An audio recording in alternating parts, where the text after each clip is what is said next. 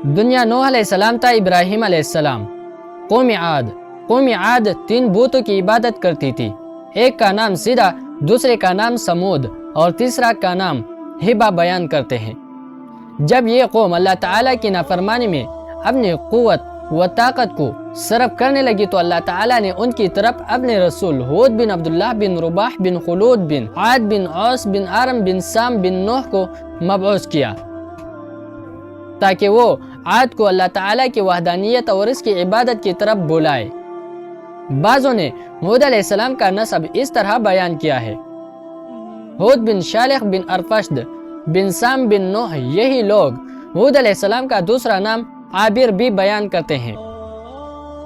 جب ہود علیہ السلام نے اپنے قوم کو اللہ تعالیٰ کی وحدانیت اور اس کی عبادت کی طرف بلایا اور انہیں کہا کہ کمزوروں پر ظلم نہ کرے، تو پوری قوم نے آپ علیہ السلام کو جھٹلایا اور تکبرانہ لہجے میں کہنے لگے کہ روئے زمین پر ہم سے زیادہ طاقتور کون ہے۔ غرض یہ کہ سرکش قوم نے ہود علیہ السلام کی دعوت پر ایمان نہ لائے، صرف چند اشخاص نے آپ علیہ السلام کی دعوت پر لبیک کہا۔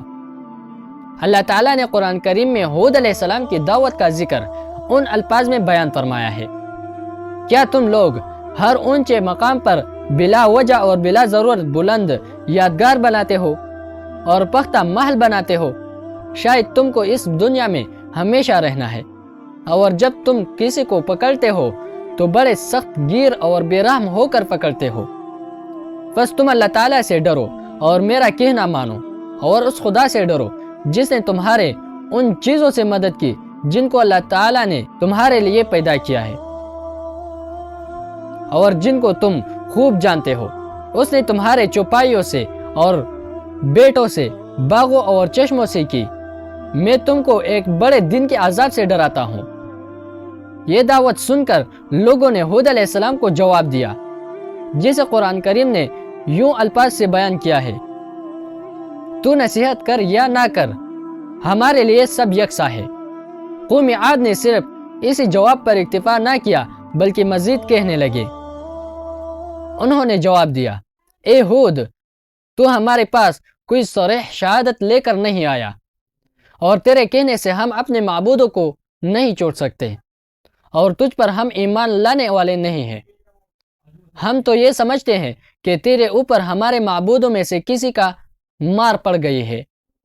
اسی نافرمانی اور تکذیب رسول کے بعد اللہ تعالیٰ نے قوم عاد پر تقریباً 3 سال تک بارش کو روک دیا، ان پر قحط مسلط کر دیا، حتیٰ کہ وہ بیمار پڑنے لگے۔ پھر انہوں نے ایک وفد مکہ مکرمہ بھیجنے کے لیے تیار کیا تاکہ وہ ان کے لیے وہاں جا کر بارش کی دعا کرے۔